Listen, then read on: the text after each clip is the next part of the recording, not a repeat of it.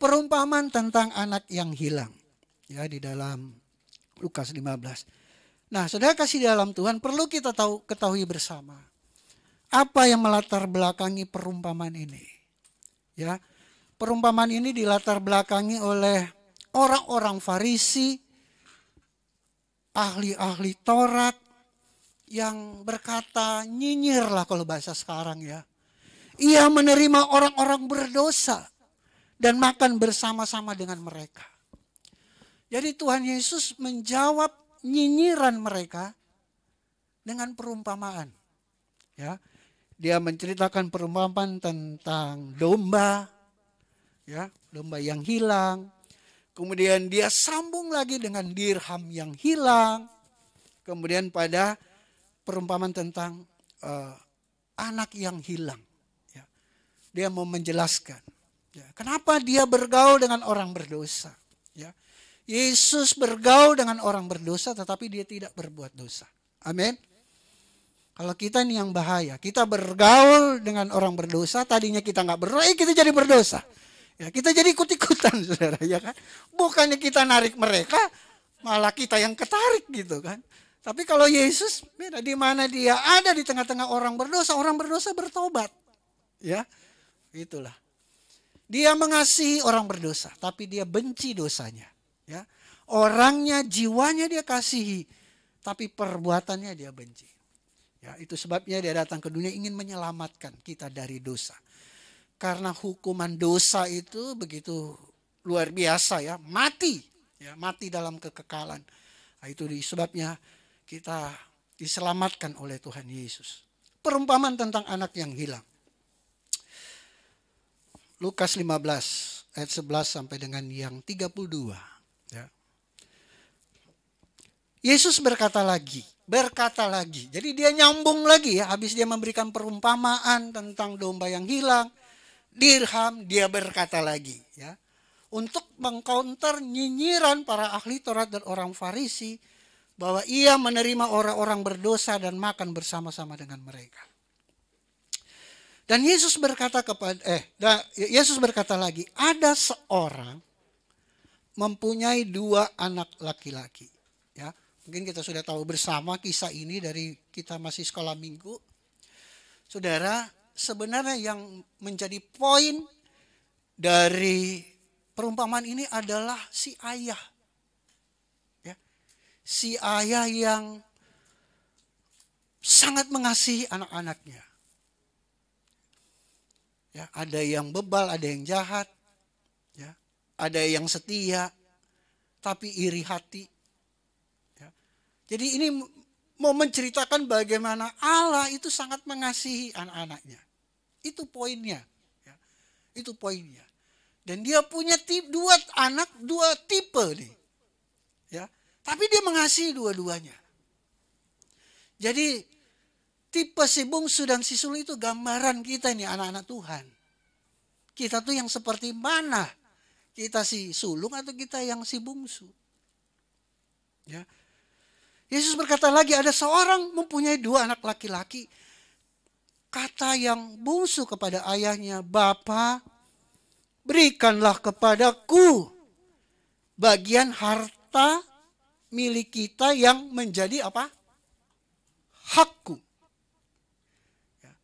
Berikanlah kepadaku harta milik kita. Wah, luar biasa. Dia udah merasa milik dia juga itu. Harta bapaknya ya kan.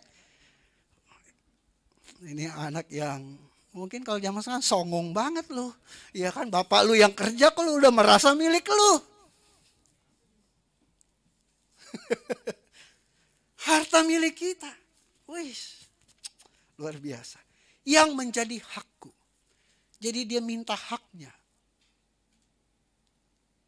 Mana hak gua? Ya. Ini anak kurang ajar. Lalu ayahnya membagi-bagikan harta kekayaan itu di antara mereka. Kenapa dia membagikan? Karena dia mengasihi. Ya sudah. Kalau kalian minta, kamu minta, saya bagi. Sebenarnya kalau tradisi Yahudi, anak tertua itu dapat 2/3. Jadi bukan bagi 2. Ya, dia cuma dapat 1/3 karena dia anak bungsu. dia sudah minta haknya, ya sudah, dia membagikan. Kenapa sih ada harta yang harus dibagikan kepada anak? Saudara, harta itu harus dibagikan sebagai wujud bahwa si orang tua ayah itu turut selalu memelihara anaknya. Amin. Dan biasanya waktu bagi harta itu ketika ayahnya sudah nggak produktif. Kalau saya masih bisa bekerja, bisa menghasilkan, ya dia belum bagi. Kamu kan masih dengan saya, kita makan sama-sama, kita nikmati kekayaan ini. Karena orang tuanya itu masih memelihara anak-anaknya. Ketika dia sudah renta, dia sudah tidak produktif, ya biarlah anak-anaknya yang mengembangkan, dia bagi. Ya. Tapi orang tua ini kan masih produktif. Jadi anak ini minta karena dia ingin bebas, dia ingin lepas dari ayahnya. Padahal ayahnya itu masih bertanggung jawab memelihara kehidupannya. Jangan dulu bagi. Ya. Kamu kan masih sama dengan papi. Pokoknya apa yang kurang sih kalau sama papi? Ya. Semua tersedia. Dia ingin bebas. Ya. Dia ingin bebas. Jadi dia minta. Kata bungsu padanya, Bapak berikanlah kepadaku bagian harta milik kita yang menjadi hakku. Hak. Lalu ayahnya membagikan harta kekayaan itu di antara mereka. Beberapa hari kemudian, anak bungsu itu menjual seluruh bagiannya itu lalu pergi ke negeri yang jauh. Dia jual di depan bapaknya pasti ini. Ya kan? Wah, bapaknya masih hidup dia udah jual aja.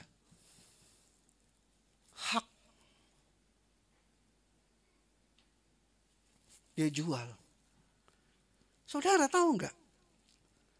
Sorga itu, keselamatan itu hak kita. Bagi kita yang percaya kepada Yesus, karena itu janji Tuhan. Berarti kita berhak. Ketika kita percaya kepada Yesus, kita punya hak masuk surga. Dasarnya apa? The promise of God. Janji Tuhan. Dan Tuhan sudah angkat kita jadi anak, berarti kita punya hak masuk surga. Itu sebabnya kunci keselamatan dikasih kepada kita. Ini gambaran apa? Hak keselamatan itu dia jual.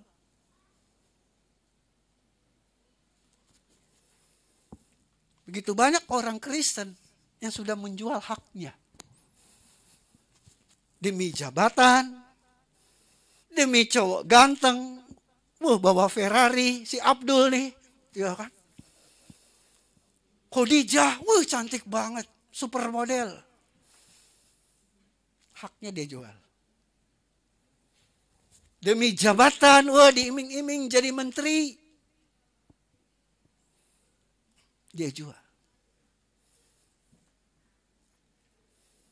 Ini perumpamaan ini sungguh luar biasa ya. Saya merenungkan. Betapa Tuhan mengasihi. Makanya saya bilang tokohnya di sini tuh Allah Bapa. Dia sungguh mengasihi kita ini. Kadang-kadang kurang ajar seperti anak ini. Milik kita, iya kan? Minta hak kita. Nah itu jadi saudara kasih Tuhan luar biasa. Beberapa hari kemudian anak bungsu itu menjual seluruh bagian itu lalu pergi ke negeri yang jauh. Di sana ia memboroskan harta milik itu dengan hidup berfoya-foya. Dia borosin demi keinginan daging. Dia jual haknya demi keinginan daging. Kepuasan. Kenikmatan dunia. Ayat 14. Setelah dihabiskannya semuanya, timbullah bencana kelaparan di dalam negeri itu dan ia pun mulai melarat. Ketika ia menjual timbul bencana. Saudara, selama kita hidup di dunia pasti ada bencana. Mau kita orang percaya, tidak percaya, pasti ada bencana. Betul? COVID ini bencana. Tetapi bagi orang yang nggak percaya Tuhan, ini hukuman. Ya. Tetapi kita orang percaya ini proses, ujian iman. Ya. Dan saya melihat ini, bencana ini hukuman. Bagi si anak bungsu. Kenapa? Karena kita punya Tuhan yang adil. Betul? Nggak mungkin dong yang baik sama jahat sama. Karena dia adil, yang jahat pasti ada punishment-nya. Adil. Itu adil. Yang setia memperoleh berkat. Adil. Ya. Masa udah jahat dapat berkat? Enak banget ya. Ya hidup jahat aja orang. Tuhan kita Tuhan yang adil. Bencana. Nah, jadi apa artinya saudara? Hari ini saya nggak tahu siapa di antara kita. Jangan-jangan kita ini seperti anak bungsu ini. Ingat. Mungkin hari ini engkau aman. Tapi suatu saat ingat ada bencana. Pasti ada bencana. Di mana engkau tidak bisa buat apa-apa lagi. Bencana bisa apa aja. Penyakit. Ya. Bisa keadaan alam. Apa saja. Bencana yang melanda hidupmu. Artinya firman Tuhan mau ingatkan hati-hati dalam hidup. Tuhan itu sudah mengasihi kita. Amin. Tuhan sudah pelihara kita. Ingat. Bencana itu bisa datang kapan saja. Saya kemarin dalam kedukaan. Pergi ke dulu rekan di Expand ya. Dia meninggal. Ya kita orang percaya. Ya yakinlah Tuhan punya cara ya. Bagaimana menjemput. Lagi main sepeda atau jatuh. Mati di tempat. Lagi mengerai sepeda, lagi mau sport. Puji Tuhan sudah di dalam Tuhan. Sudah di dalam Tuhan. Ya, saya yakin dia selamat. Coba kalau lagi tadi malah habis buat dosa. Asik mau olahraga ini kan. Pak. Kira-kira langsung masuk surga enggak? Iya kan. Habis selingkuh, habis berzina tadi malam misalnya. Habis menipu orang. Kemarin baru habis korupsi. Tiba-tiba naik sepeda, pak, langsung. Jadi yang kumpul, yang ini tolong dia ojek, ya, gojek gitu. Wah, tapi untung nggak diambil gitu barang-barangnya gitu kan. Dan memang dia langsung udah mati. Saya Pak Aji tadi malam melayat, karena dulu rekan pelayanan juga. Tapi puji Tuhan dia sudah di dalam Tuhan. Seandainya kalau orang itu tidak dalam Tuhan, seandainya orang itu masih asik dalam dosa, ya, kasihan. Karena umur kita nggak tahu kapan, di mana, dan bagaimana Tuhan memanggil kita. Ya. Setelah dihabiskan semua ini, timbullah bencana kelaparan dalam negeri itu dan ia pun melarat. Ayat 15. Lalu ia pergi dan bekerja pada seorang majikan di negeri itu. Orang itu menyuruhnya ke ladang untuk menjaga babinya. Ayat 15, babi. Orang Yahudi itu haram. Ya. Kalau orang Kristen halal itu. Udah bikin babi rica. Tapi Yahudi haram. Haram itu. Mau tidak mau. Melarat. Udah miskin, udah gak punya apa-apa itu kan. Ke ladang untuk menjaga babi. Lalu ia ingin mengisi perutnya. Ayat 16. Lalu ia ingin mengisi perutnya dengan ampas yang menjadi makanan babi itu. Ya, udah kelaparan dia. Apa boleh buat ampas-ampas deh. Tetapi tidak seorang pun yang memberikan kepadanya. Bayangin saudara, udah melarat, tidak ada satu orang pun yang berbelas kasihan sama dia. Makanan babi loh. Daripada gua kasih lu, mendingan gua kasih babi, si baby. Ya kan, babi, baby. Bayangin saudara, wih, bukan main tersiksanya itu ya. Udah lapar, udah gak punya apa-apa. Gak ada lagi orang yang mau belas kasihan. Itu yang paling menyakitkan saudara. Kalau udah gak ada orang yang berbelas kasihan kepada kita. Karena kita sudah terlalu jahat. Sampai kita menderita, orang aja gak mau berpaling, gak mau nengok kita gitu loh. Jangan sampai begitu. Ya. Sampai orang gak mau loh. Dia mungkin orang itu penjaga-penjaga babi yang lain merasa rugi ngasih dia. Kan memang kasih babi. Dijual laku. Lu mah ya. Gak ada harganya kali. Udah melarat. Ya. Waduh. Ayat 17. Lalu ia menyadari keadaannya. Praise the Lord. Dia sadar. Dia sadar. Amin. Tapi dia sadar ketika semuanya sudah habis. Ketika dia sangat menderita kelaparan. Ketika orang-orang sudah tidak mau lagi menghiraukan dia. Baru dia sadar. Katanya, betapa banyaknya orang upahan Bapakku yang berlimpah-limpah makanannya. Tetapi aku di sini mati kelaparan. Dia sudah mulai bandingkan. Bagaimana dulu hidup bersama Bapa. Segala-galanya ada. Segala-galanya diberkati. Dia mulai mikir. Ini yang saya katakan bertobat. Kembali.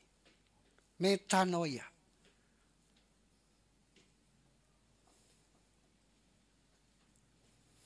Ayat 8, aku akan bangkit.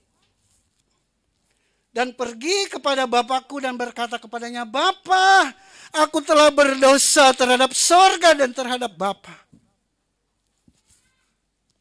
Banyak orang sudah bersalah masih gengsi. Udah susah masih gengsi.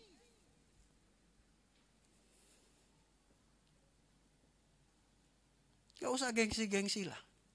Lu udah melarat.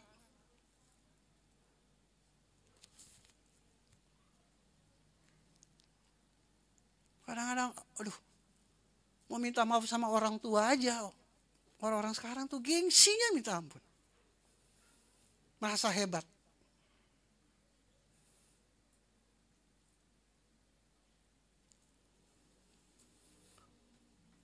Aku akan bangkit. Waduh. Dia ingkar dirinya sendiri gitu. Pokoknya saya harus pulang. Saya akan minta ampun sama Bapa. Dia menyesal. Aku telah berdosa terhadap sorga dan terhadap Bapa. Aku tidak layak lagi disebutkan anak Bapa. Jadikanlah aku sebagai salah seorang upahan Bapa. Dia baru merangkai kata. Dia belum ngomong ke bapaknya ini. Baru dalam hatinya nih. Aku mau bertobat. Ya, mau kembali. Gak apa-apa deh kalau gak diangkat jadi anak. Yang penting jadi hamba, jadi upahan. Gak apa-apa deh. Yang penting saya bisa makan. Takut mati. Ya takut mati. Kalau gak mati kelaparan dia. Ya. Kan kalau bahasa sederhananya begitu. Gak apa-apa deh gak diangkat jadi anak. Jadi upahan juga gak apa-apa. Ini dia belum ngomong loh ke bapaknya. Kalau kita baca ini. Masih dia merenungkan cara pribadi. Artinya itu suatu tekad yang luar biasa. Apapun respon papaku, aku mau pulang. Saudara, mungkin hari-hari ini engkau sudah, bahkan mungkin sudah lama engkau menjauh dari Bapa di sorga. Gak usah malu untuk bertobat. Gak usah malu untuk minta ampun. Gak usah gengsi. Hari ini kalau Roh Kudus bicara dalam hatimu, bertobat sekarang.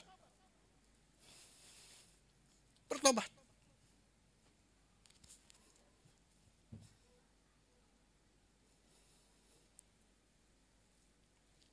Dia nggak peduli, saudara. Saya mau diangkat jadi anak kek. Saya mau jadi pembantu kek. Pokoknya saya harus pulang.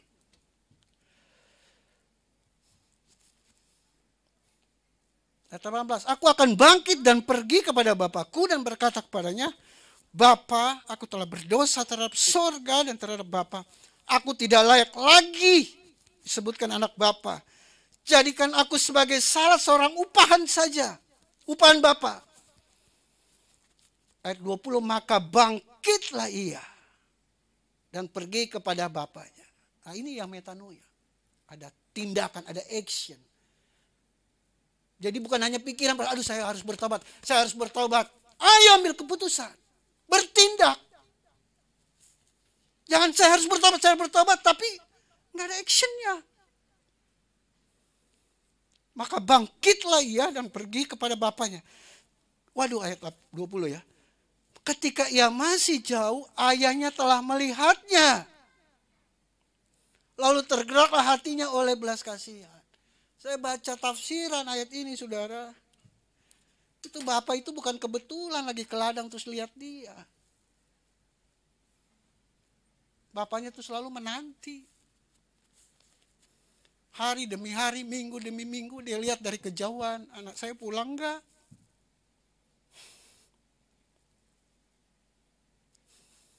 Tahun demi tahun. Anak saya pulang enggak?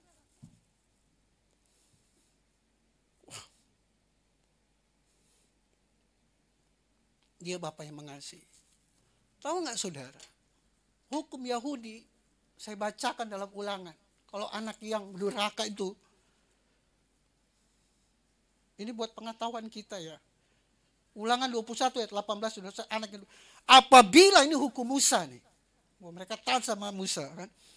Hukum Taurat. Apabila seorang mempunyai anak laki-laki yang degil dan membangkang, yang tidak mau mendengarkan perkataan ayahnya dan ibunya, dan walaupun mereka menghajar dia, tidak juga ia mendengarkan mereka, maka haruslah ayahnya dan ibunya memegang dia dan membawa dia keluar kepada para tua-tua kotanya di pintu gerbang tempat kediamannya. Dan harus berkata kepada tua-tua kotanya, anak kami ini degil dan membangkang.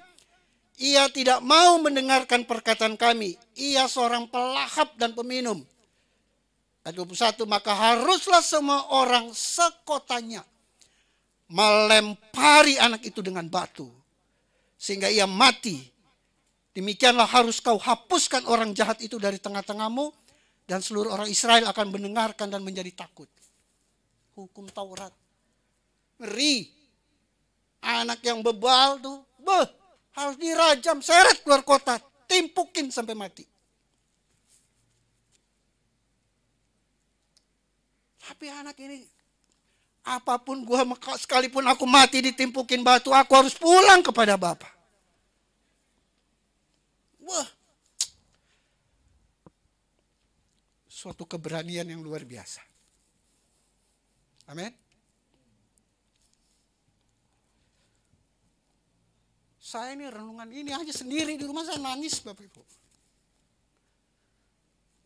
Saya tuh apa ya, terlalu bangga dengan Bapa saya, Allah Tuhan kita.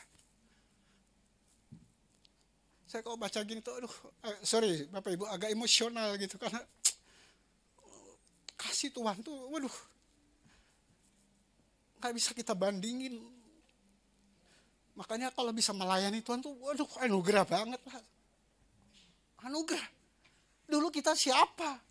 Dulu kita mungkin seperti anak yang hilang ini, ya kan? Saya sadar dulu saya siapa.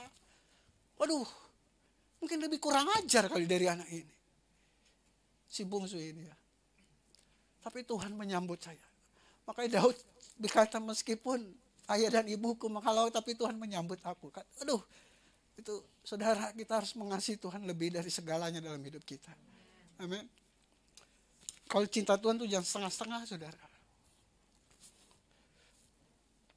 Nah, maka dia bangkit. Lalu tergerak hati oleh belas kasihan.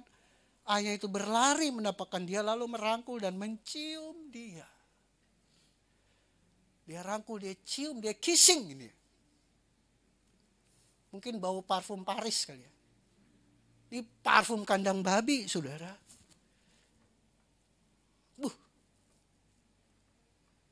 Kita mungkin di sampingnya pingsan. Tapi Bapa luar biasa. Demikianlah dia mengasihi saudara dan saya.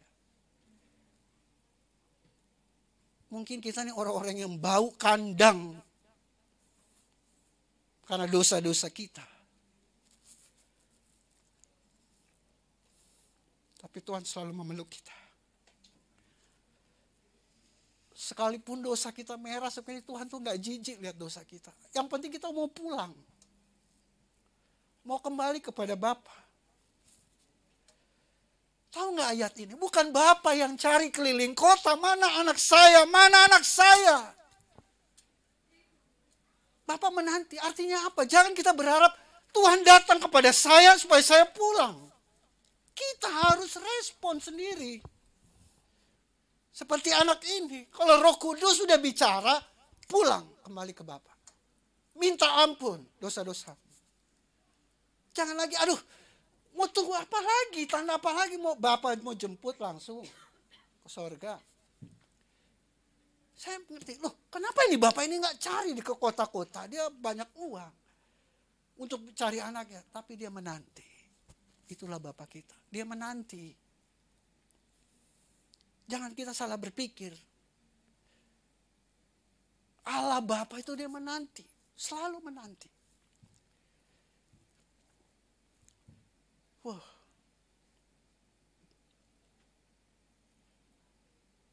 Dia rangkul, dia cium. Aduh. Ini baunya seperti apa ini ya? Ayat 21. Kata anak itu kepadanya. Bapa, aku telah berdosa terhadap sorga dan terhadap Bapa. Aku tidak layak lagi disebutkan anak Bapa. Coba kita lihat ayat di atasnya garis bawah. Aku tidak layak lagi disebut anak Bapa. Ada kalimat lagi kan? Jadikanlah aku sebagai salah seorang upan Bapa. Tapi yang di bawah enggak kan? Dia baru mau ngomong, bapaknya udahlah ambil baju. Dia punya niat mau ngomong hal yang sama yang di atas tuh. Belum sampai selesai dia ngomong.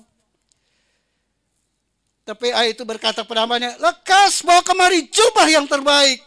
Pakailah itu kepadanya dan kenakanlah cincin pada jarinya dan sepatu pada kakinya. Artinya apa?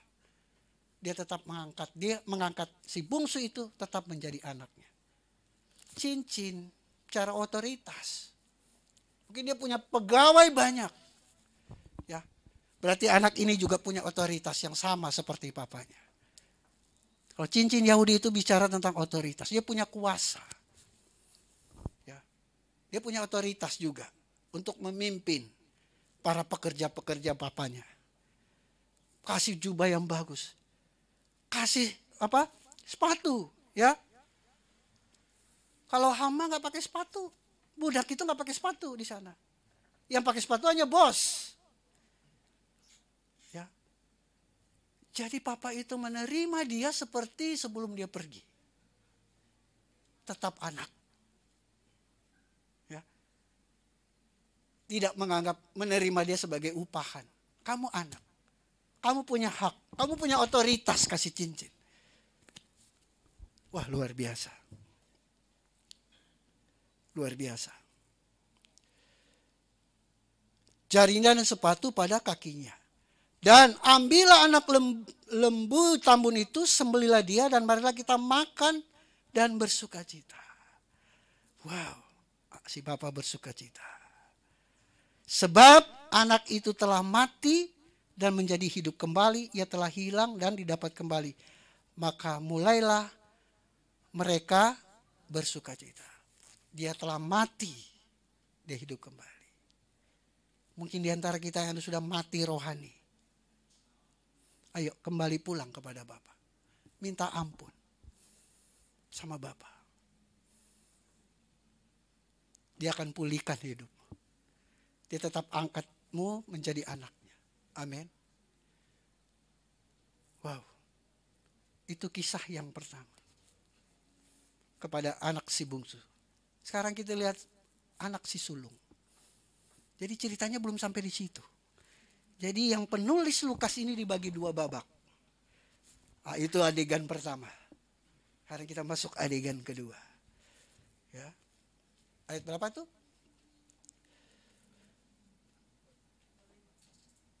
Dua 25 ya. Nah, sekarang 27 ya. 26 ya. 25. Tetapi anaknya yang sulung berada di ladang. Sekarang fokus kita kepada yang sulung. Yang bungsu sudah. Dan ketika ia pulang dan dekat ke rumah, ia mendengar bunyi sering dan nyanyian tari-tarian. Ada apa ini? Rame nih ya di rumah. Lalu ia memanggil salah seorang hamba dan bertanya kepadanya, apa arti semua itu? Ayat 27, jawab hamba itu, adikmu. Apa? Adikmu telah kembali dan ayahmu telah menyembelih anak lembu tambun. Karena ia mendapatnya kembali dengan sehat. Adikmu. Maka marahlah anak sulung itu dan ia tidak mau masuk. Marah, ngambek. Lalu ayahnya keluar dan berbicara dengan dia. Ayah membujuknya. Tetapi ia menjawab ayah katanya, telah apa? Bertahun-tahun aku melayani Bapa. Wow. Telah bertahun-tahun. Ya. Dia menunjukkan, saya itu udah lama loh sama Papa. Ya. Dia menyombongkan diri, saudara. Kemudian apa tadi? Telah bertahun-tahun aku melayani Bapa dan belum pernah aku melanggar perintah Bapa. Tetapi kepadaku belum pernah Bapa memberikan seekor anak kambing untuk bersukacita dengan sahabat-sahabatku. Ya. Tetapi baru saja datang apa? Ayat 30. Tetapi baru saja datang adikku atau anak Bapa. Dia nggak akui itu adiknya. Padahal si pembantu bilang, adikmu pulang. Dia nggak mau bilang itu adiknya. Anak Bapa. Ya. Baru saja datang anak Bapa yang telah memberoskan harta kekayaan Bapa bersama-sama dengan pelacur-pelacur. Maka Bapa menyembelih anak lembu tambun itu untuk dia. Kata ayah kepadanya, anakku, engkau selalu bersama-sama dengan aku dan segala kepunyaanku adalah kepunyaanmu. Kita patut bersukacita. Kita patut berkata bergembira karena adikmu telah mati dan menjadi hidup kembali. Ia telah hilang dan didapat kembali. Ayahnya tetap berkata, dia adikmu. Jadi saudara kasih dalam Tuhan, apa yang mau diingatkan tentang si sulung ini? Ya. Sulung ini sebenarnya gambaran dari orang-orang Israel, ahli-ahli Taurat. Ya, orang-orang Farisi. Karena mereka yang sulung menjadi umat pilihan Tuhan. Kita ini kan belakangan nih. Kita umat pilihan Tuhan belakangan. Dia yang duluan. Ya. Dia yang sulung Israel. Melalui Israel lah Tuhan pilih ada seorang wanita yang perawan, Maria. Lahirlah juru selamat melalui Roh Kudus kan. Jadi dia yang sulung. Karena memang janji Tuhan melihat bangsamu orang bangsa-bangsa diberkati. Janji Tuhan kepada Abraham. Abraham ke Ishak, ke Yakub. Yakub disebut Israel. Sampai lahirlah juru selamat untuk menyelamatkan seluruh bangsa. Menjadi berkat buat bangsa-bangsa. Ya. Jadi anak sulung itu orang-orang Farisi. Ya. Dan orang-orang Farisi itu Tuhan Yesus bilang mereka orang munafik. Kami berpuasa, kami berdoa. Saya bertahun-tahun melayani Papa. Ya kan? Dia bangga bahwa dia melayani Tuhan. Tetapi hatinya dia nggak terima adiknya. Itu anak Bapak. Ya. Kenapa dia nggak bilang itu adikku? Apa yang mau kita pelajari di sini? Jangan kita merasa gini ya saudara. Ketika kita sudah setia melayani, kita bisa tahulah diri kita, siapa kita. Kayaknya saya tuh hidup ya selalu berusaha taat pada Tuhan. Ya. Tapi kalau kita tidak punya hati mengampuni orang-orang yang berdosa yang mau kembali, orang yang bersalah, itu ya, itu diingatkan bahwa kita harus punya hati. Kita punya satu Bapa. Ya. Makanya kita bersaudara dalam satu iman. Kita harus saling mengasihi satu dengan yang lain. Gak usah saling iri hati. Karena yang terdahulu juga akan menjadi terkemudian. Ya. Jangan merasa saya sudah pelayanan bertahun-tahun, sudah pengalaman, sudah senior dalam pelayanan. Ada kesombongan rohani. Saya sudah bertahun-tahun. Ya. Bahkan dikatakan di ayat 29 ya. Telah bertahun-tahun aku melayani. Melayani itu dia pakai kata doulos. Melayani itu dalam bahasa Ibrani ada dua. Diakoneo, diakonia. Ya, kita sering istilah diakonia itu melayani. Tapi dia pakai doulos. Artinya dia berkata, saya itu melayani Papa udah seperti budak loh. Saya tuh melayani Papa bertahun-tahun sudah seperti jongos. Wih, berarti kamu melayani Papa hitung-hitungan nih. Berarti kamu selama ini melayani Papa bertahun-tahun. Ya, bukan karena ya mengasihi Papa. Ya aku melayani apapun aku lakukan karena aku mengasihi Papa. Dia pakai doulos bukan pakai diakoneo. Jadi dia seolah-olah menempatkan diri seperti karyawan-karyawan yang lain itu loh. Baik kacung-kacung itu. Apakah benar demikian? Tidak mungkin ya. Karena dia mau menunjukkan bahwa ke papanya gitu loh. Bahwa saya adalah the good boy. Anak Papa yang paling baik. Yang setia. Tapi kata-katanya gak tulus. Hatinya masih iri. Sebagai kesimpulan slide terakhir Bapak Ibu. Ini yang menjadi refleksi kita renungkan. Ya. Tentang perumpamaan ini. Yang pertama.